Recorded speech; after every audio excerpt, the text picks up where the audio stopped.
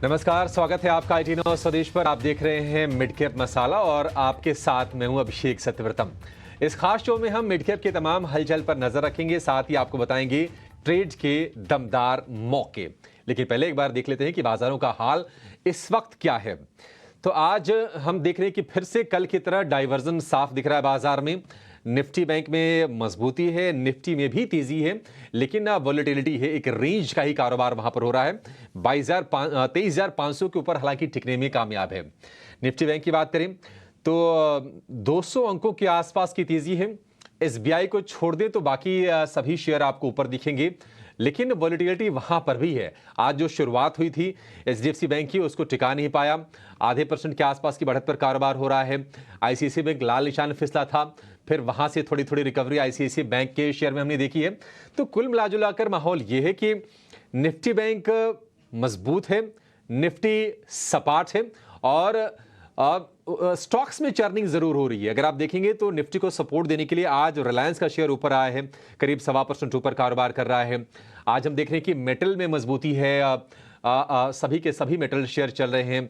वेदांता ने fund raise को मंजूरी दी है, वेदांता 5.5% ऊपर है। हिंदुस्तान जिंक में तेजी है। इसके अलावा जो दिग्गज शेयर हैं, Tata steel, Hindalco, JSW steel, जो कि इंडेक्स के पार्ट हैं, वहां पर भी आज बढ़िया तेजी हो रही है। और एक और अच्छी चीज बाजार में आज ये है कि इंडिया विक्स थोड़ा सा कूल हुआ है, 13.5 के आसपास से 1.5% नीचे है। और अगर आप एडवांस डिक्लाइन रेशियो को देखेंगे तो वो 1:2 का है। हर एक गिरने वाले शेयर के मुकाबले बाजार में आपको करीब करीब 2 बढ़ने वाले शेयर इस वक्त कारोबार करते हुए दिखेंगे। फार्मा और ऑटो में थोड़ी थोड़ी सी आज हम कमजोरी का सेशन देख रहे हैं, लेकिन आप एफएनओ के भी अगर लिस्ट देखेंगे तो 58 शेयर कमजोर हैं, 121 शेयर मजबूत हैं, 1:2 का रेशियो वहां पर भी है। लेकिन आगे बढ़ने से पहले यह देख लेते हैं कि मिड कैप में एक्शन कहां पर हो रहा है। 3 तस्वीरें आपके सामने हम लेकर आएंगे और उसके जरिए आपको पता चलेगा कि ज्यादा एक्शन कहां पर है और आज हमारा फोकस कहां पर रहने वाला है। 3 तस्वीरें आपकी ये स्क्रीन पर। मैप माई इंडिया यानी कि सीई इन्फो सिस्टम ब्रोकरेजेस की बुलिश रिपोर्ट है। शेयर 20% ऊपर चला गया था। गोल्डमैन सैक्स की खरीदारी करा है। 2800 रुपए का लक्ष्य है। 2200 रुपए के रेंज में फिलहाल ये शेयर कारोबार कर रहा है। ऑफिस स्पेस ये नई कंपनी ही है लिस्टेड, हालांकि पहली बार ये घाटे से मुनाफे में आई है, तो एक बेहतरीन संकेत यहां से भी है। Q4 के नंबर इन्होंने अभी अभी जारी किए हैं। इसके अलावा यूनो मिंडा जो कि ऑटो इंसनरी कंपनी है, इस पर भी गोल्डमैन सैक्स की बढ़िया रिपोर्ट से खरीदारी कर रहा है और लक्ष्य दिया है 1350 रुपए का। तो इन सारे के सारे शेयरों पर फोकस करेंगे, लेकिन सबसे पहले ये समझ लेते हैं कि आज क्या होगा निफ्टी में 3 घंटे का ट्रेड। हमारी एक्सपर्ट स्वाति होतकर हमारे साथ जुड़ गई हैं।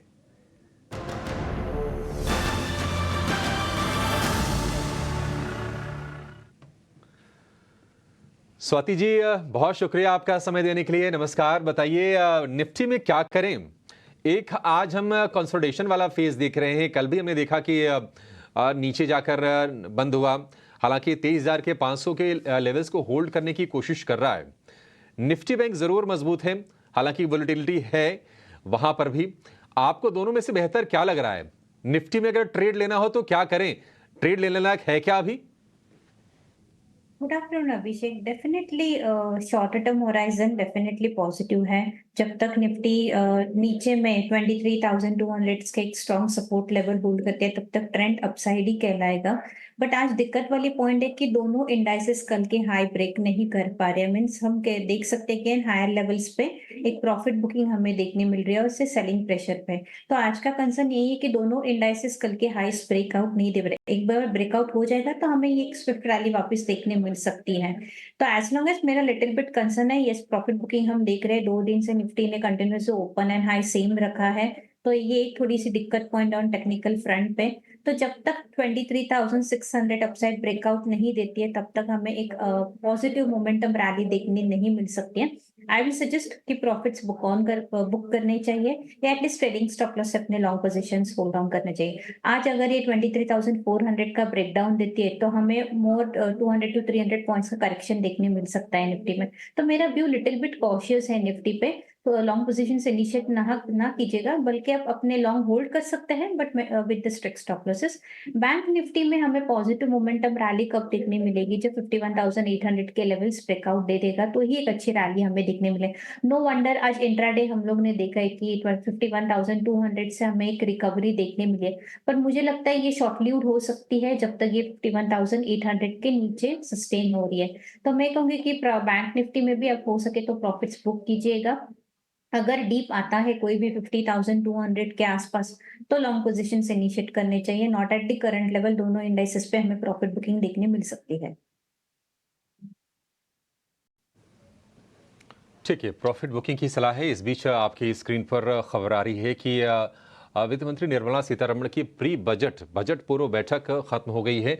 और ये जो बैठक हुई थी, ये फाइनेंशियल सेक्टर के प्रतिनिधियों के साथ ये बैठक हुई है। और ऐसी खबरें आ रही हैं कि इसमें HDFC AMC के MD and CEO Navneet Munot, Kotak AMC के MD इसमें शामिल है नीलेश शाह, और भी तमाम प्रतिनिधि इसमें शामिल हुए हैं। ज़्यादा डिटेल भी आगे हम आपके लिए लेकर आएंगे कि क्या क्या चर्चा हुई है, लेकिन ये फिलहाल अपडेट आ रहा है। बजट अब बहुत ज़्यादा दूर नहीं है। यह मान के चल रहे हैं कि जुलाई के दूसरे या तीसरे हफ्ते में बजट सरकार पेश करेगी, जो फुल फ्लेजेड बजट होगा। फरवरी में तो इंटरिम बजट आया था क्योंकि इस साल चुनाव होने थे। तो अब उसके पूर्व, उसके पहले तमाम सेक्टर के जो प्रतिनिधि हैं, उनकी क्या डिमांड है, उनकी क्या विश लिस्ट है, उसको जानने के लिए ये बजट पूर्व बैठकें की जा रही हैं और उनकी राय मशवरा ली जा रही है। इस बैठक में भी इंडस्ट्री के तमाम दिग्गज, म्यूचुअल फंड इंडस्ट्री के जो जाने माने दिग्गज हैं, जिनको आप जानते हैं, पहचानते हैं, जो हमारे चैनल्स पर भी आते हैं, उनकी सलाह ली है वित्त मंत्री ने। तो ये एक ज़रूरी अपडेट आपके लिए आ रही है।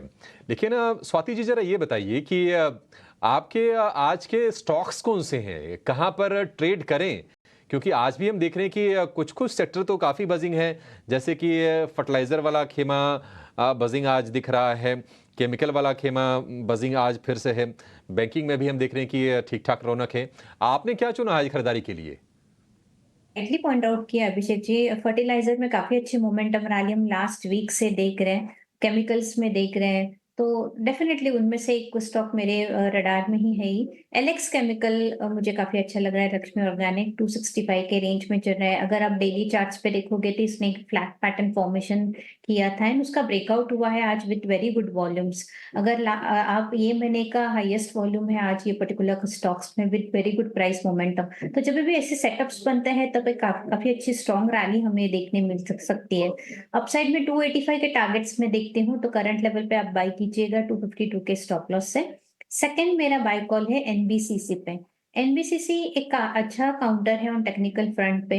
सब इंपॉर्टेंट मूविंग एवरेजेस के ऊपर वेल प्लेस्ड हो रहा है। जब भी इसने करेक्शन दिया है तो 50 डेज मूविंग एवरेजेस का एक सपोर्ट टेस्ट किया है, वहां से वापस एक अपसाइड मोमेंटम रैली हमें नजर आ रही है, तो इसका सेटअप भी काफी स्ट्रॉन्ग है। तो एनबीसीसी करंट लेवल पे 165 के आसपास चल रहा है, तो आप बाय कीजिएगा। स्ट्रिक्ट स्टॉप लॉस 160 का रखिएगा। अपसाइड में 175 तक के मोमेंटम देखने मिल सकते हैं। ठीक है, एनबीसीसी में नज़दीक का स्टॉप लॉस 160 रुपये का, 175 रुपये का टारगेट, और लक्ष्मी ऑर्गेनिक 285 के टारगेट से आपको खरीदना है। 252 रुपये का स्टॉप लॉस आपको लगा के चलना है। 4% ऊपर फिलहाल आपको ये शेयर दिखेगा, तो आपके लिए बेहतरीन ट्रेड भी आ गए। अब ज़रा ये समझ लेते हैं कि एक्शन खबरों के दम पर कहाँ पर हो रहा है, और ये बताने के लिए हमारे सहयोगी जिने नागर हमारे साथ जुड़ गए हैं। जिन्हें बताइए क्या एक्शन हो रहा है बाजार में, और खास तौर से मिड कैप में क्या एक्शन है? जी, अगर खबरों के दम पे शेयर्स की बात करें तो मास फाइनेंशियल, MS फाइनेंशियल फोकस में रहेगा। कंपनी ने जो है आज ही QIP खोला था अपना 400 करोड़ का, और उसमें एक ऑप्शन भी था कि 500 करोड़ तक इस QIP को इंक्रीज़ कर सकता है, और कंपनी ने जो है आज ही इसका QIP सक्सेसफुली बंद कर दिया है, तो ये शेयर फोकस में रहेगा। दूसरा, सफायर फूड्स, कंपनी ने जो है एक शेयर स्प्लिट रेशियो अनाउंस किया है, और जो स्प्लिट रेशियो होगा वो होगा 1:5 का। अगला स्टॉक जेंसॉल इंजीनियरिंग फोकस में रहेगा, क्योंकि कंपनी को जो एक ऑर्डर मिला है गुजरात ऊर्जा विकास निगम से। ये ऑर्डर है 250 मेगावाट कंपनी के लिए, जो होगा battery energy storage system project के लिए, और इसी के साथ इनका जो BESS जो battery energy storage system project का टोटल ऑर्डर बुक है वो बढ़ जाता है 3100 करोड़ पे। इसी के साथ अगर हम दूसरे मिड कैप गेनर्स की बात करें तो पहला रहेगा फैक्ट FACT, ये जो फर्टिलाइजर्स का जो न्यूज़ चल रहा है उसके बैक पर ये रहेगा, कंपनी जो है 20 सेकंड के ऊपर सर्किट पर लॉक्ड है। दूसरा रहेगा NMDC, बंधन बैंक, AB कैपिटल और सुजलॉन। और वहीं अगर मिड कैप में लूजर्स की बात करें तो उसमें रहेगा Tata technology, BSE limited, idea, Nykaa और ट्यूब इन्वेस्टमेंट्स इंडिया।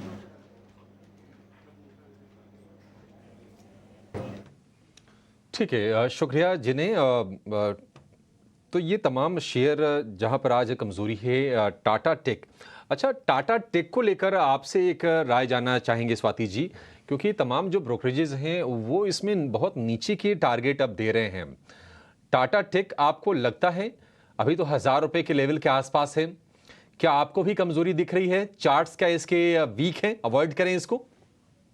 यस अभिषेक, डेफिनेटली चार्ट्स काफी वीक है क्योंकि जिस हिसाब से ये लास्ट एक साल से मोमेंटम देख रहे हैं, ऑलमोस्ट हमारे पास 7 to 8 मंथ्स का डेटा है लिस्टिंग होने के बाद से continuous downward sloping trend line में कोई भी रिवर्सल नजर नहीं आ रहा है। डे बाय डे ये वीकली चार्ट्स पे अगर हम देखोगे तो लो बनाते जा रहा है, तो फिलहाल मुझे लगता है ये इसमें और डेप्थ आ सकता है।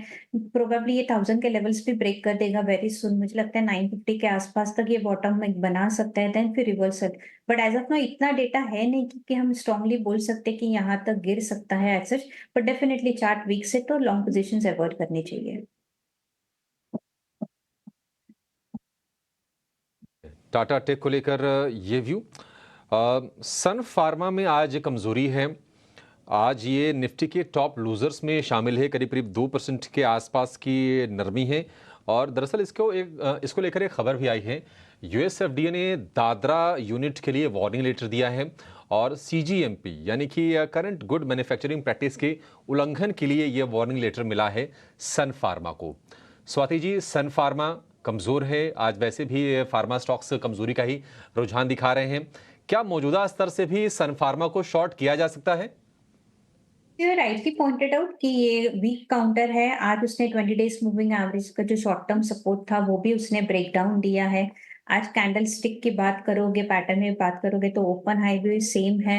तो जब भी ऐसे फॉर्मेशंस बनते हैं, ऐसे पैरामीटर्स आप देखते हैं तो डेफिनेटली हमें एक सेलिंग प्रेशर या प्रॉफिट बुकिंग नजर आएगा, क्योंकि लास्ट जो भी हम लोगों ने पुल बैक रैली देखी थी 1380 से ऑलमोस्ट 1530 के आसपास तक, वो रैली उसने 20 डीएम के ऊपर सस्टेन हो नहीं पा रहा था। तो ये एक बड़ी दिक्कत वाली पॉइंट है।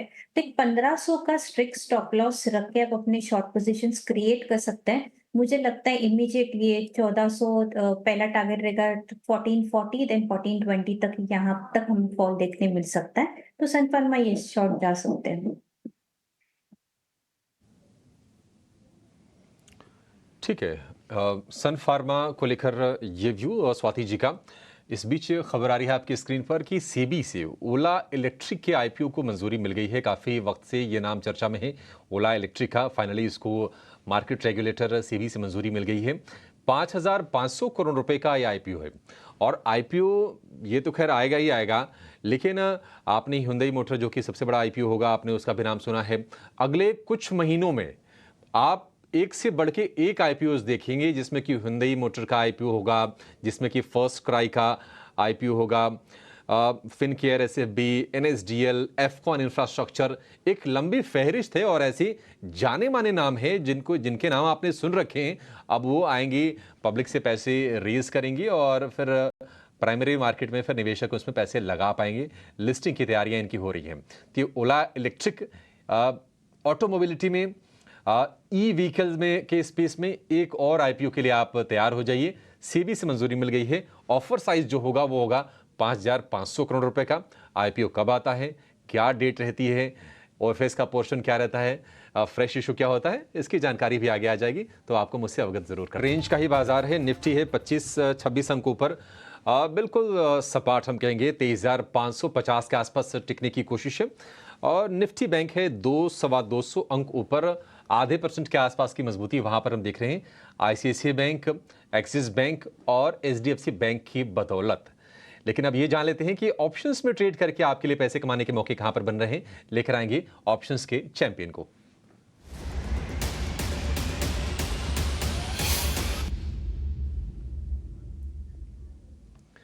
हमारे साथ जुड़ गए हैं अरिहंत कैपिटल के रत्नेश गोयल। रत्नेश जी, बहुत शुक्रिया आपका समय देने के लिए। बताइए, ऑप्शंस में मौके कहां पर बन रहे हैं? इंडेक्स आपने चुना है या फिर कोई स्टॉक ऑप्शन में आपकी रणनीति है? गुड आफ्टरनून सभी दर्शकों को नमस्कार। नहीं, स्टॉक्स में मेरी रणनीति रहेगी। पहले तो मैं कल का अपडेट दूं। कल भारत फोर्ज का हमने 1700 कॉल दिलाया था, 48 के आसपास 65 का टारगेट था, तो लगभग उसके आसपास में आ गया। तो उम्मीद करता हूँ दर्शकों को मुनाफा हुआ होगा उसके अंदर। अब आज मुझे ऐसा लगता है कि इसमें मेटल्स में काफी अच्छा मोमेंटम दिखाई देता है। फील्ड में कंसोलिडेशन का ब्रेकआउट दे रहा है, अच्छा फॉर्मेशन बन रहा है। तो 480 की कॉल लेने की सलाह रहेगी। 11 रुपए के आसपास में 7 रुपए का स्टॉप लॉस और 20 रुपए के यहाँ पे टारगेट आ सकते हैं। जो मैक्सिमम लॉस बनेगा 9,200 का, जो प्रॉफिट बन सकता है 20,700 रुपए का।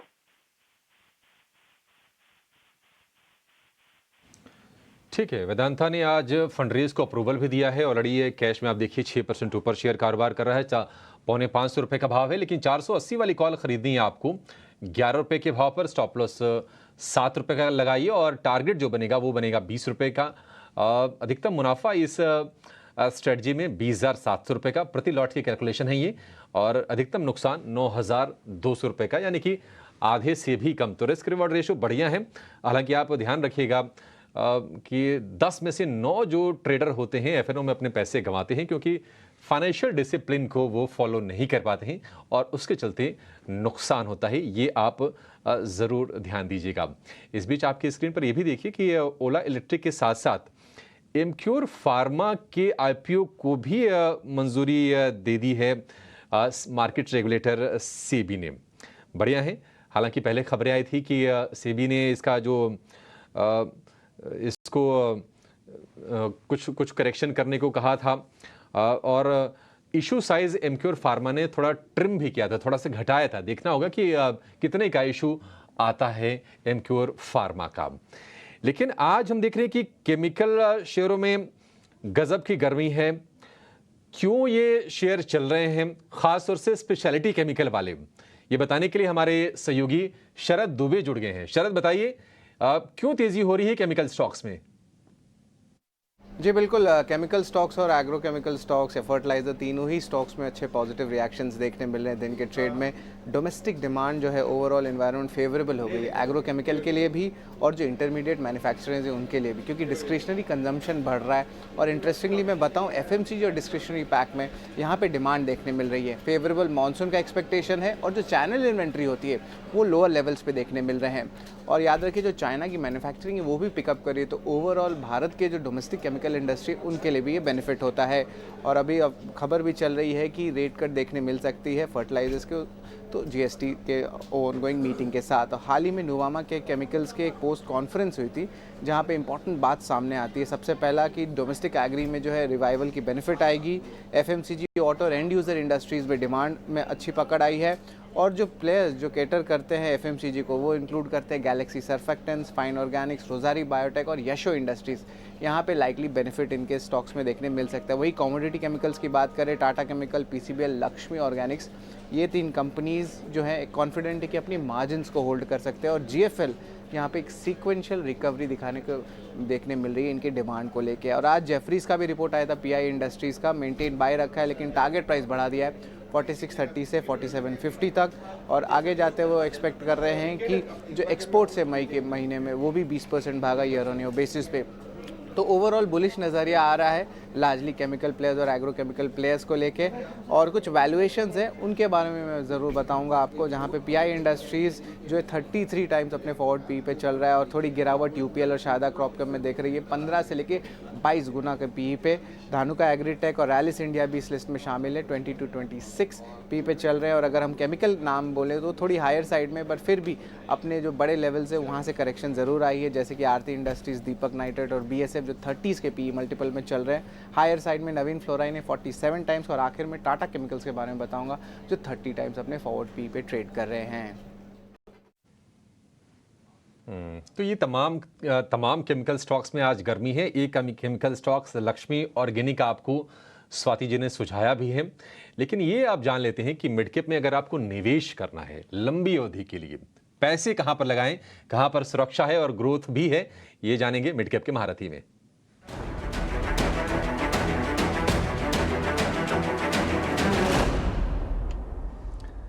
हमारे साथ हैं ICICIdirect.com के पंकज पांडे। पंकज जी, बहुत शुक्रिया आपका समय देने के लिए, स्वागत है। बताइए, क्या चुना है आपने मिड कैप के महारथी के तौर पर? जी शुक्रिया, थैंक्स फॉर हैविंग मी। जो स्टॉक मैं रेकमेंड करना चाहूंगा मिड कैप में वो कैपिटल गुड स्पेस में है, जिसका नाम है एलगी इक्विपमेंट। ये काफी पुरानी कंपनी है, यहाँ पे हमारा टारगेट प्राइस 835 का है। स्टॉक थोड़ा चला है बट ओवरऑल हमें कंपनी काफी अच्छी लगती है। आई थिंक ये कंपनी में अगर आप देखें तो करीब 92-93% जो टर्नओवर है, वो रेवेन्यूज है, वो एयर कंप्रेसर से आता है, जो कि एक बेसिक प्रोडक्ट है जो अक्रॉस इंडस्ट्रीज लगता है। एंड देन 7.5% इसका ऑटो इक्विपमेंट से आता है। देखिए, एयर कंप्रेसर का अगर ओवरऑल बात करें तो इस कंपनी का जो टर्नओवर देखेंगे तो हालांकि क्वार्टर ऑन क्वार्टर फ्लक्चुएट करता है, बट इक्वली आपका डोमेस्टिक प्लस बाहर से आता है, तो बाहर भी एक काफी बेहतर नाम वाली कंपनी है। इंडिया में इसका जो मार्केट शेयर करीब 22% है एंड ग्लोबली ये टॉप 8 प्लेयर्स में आता है। जो लास्ट ईयर था ये कंपनी के लिए काफी सॉफ्ट था, बिकॉज ये ईआरपी इंप्लीमेंट कर रहे थे स्पेशली इनके ओवरसीज ऑपरेशन में, तो उसकी वजह से जो कहीं ना कहीं इनका सेल्स वगैरह इम्पैक्ट हुआ था। बट ओवरऑल हमें लगता है कि आगे जाके थिंग्स नॉर्मलाइज हो जाएंगे। ये कंपनी करीब 125 करोड़ का केपेक्स कर रही है, प्लस उतना ही अमाउंट ये बाकी और जो सर्विसिंग सेंटर्स हैं ग्लोबली वहां पे इन्वेस्ट करने में लगी हुई है। एंड उसकी वजह से हमें लगता है कि इसका जो टॉप लाइन ग्रोथ होगा करीब 14-15% रहेगा, बॉटम लाइन करीब 25% से ग्रो करेगा। अभी कैपिटल गुड कंपनी में आपको कोई कंपनी बहुत सस्ते में नहीं मिलेगी, बट हमारा जो ओवरऑल पर्सपेक्टिव है कि कोई भी अगर प्रोडक्ट कंपनी है, काफी सालों से ऑपरेट कर रही है एंड ठीक ठाक ऑपरेट कर रही है, तो वो एक काफी अट्रैक्टिव बेट निकल के आ सकती है। एंड इसी वजह से मैं स्टॉक रिकमेंड करना चाहूंगा, बिकॉज ओवरऑल हमें सेंस लगता है कि जो केपेक्स का टेम्पलेट है सरकार का वो लार्जली मेंटेन रहेगा, एंड विच इज वाई ये जी कंपनी जी। का हमें ओवरऑल अट्रैक्टिव लगती है टारगेट प्राइस ऑफ 835। ठीक है, 835 रुपये का टारगेट है। एलगी इक्विपमेंट ये अपने रिकॉर्ड ऊंचाई के आसपास ही ट्रेड कर रहा है। अगर इस साल की बात करें, अगर पिछले 6 महीने की जो अभी समय बीता है 2024 में 40-45% के आसपास के रिटर्न्स दिए हैं, लेकिन यही नहीं रुकेगा शेयर, ये 835 तक जाएगा। 1 साल का समय आपको इसको देना पड़ेगा। तो एलगी इक्विपमेंट मिड कैप के महारथी के तौर पर। चलिए, इसी के साथ इस शो को समाप्त करने का समय भी हो गया है। पंकज जी और स्वाति जी, आप दोनों का बहुत शुक्रिया आज समय देने के लिए और हमारे दर्शकों के लिए बेहतरीन शेयर सुझाने के लिए।